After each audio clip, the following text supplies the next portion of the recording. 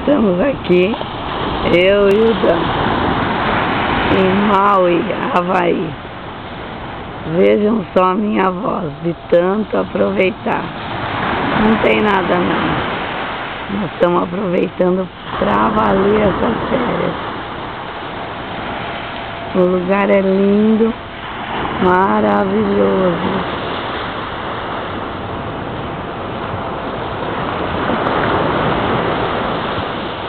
Nós não cansamos de ver as paisagens.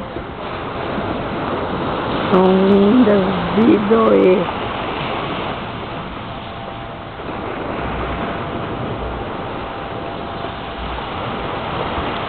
Este é o Havaí, minha gente.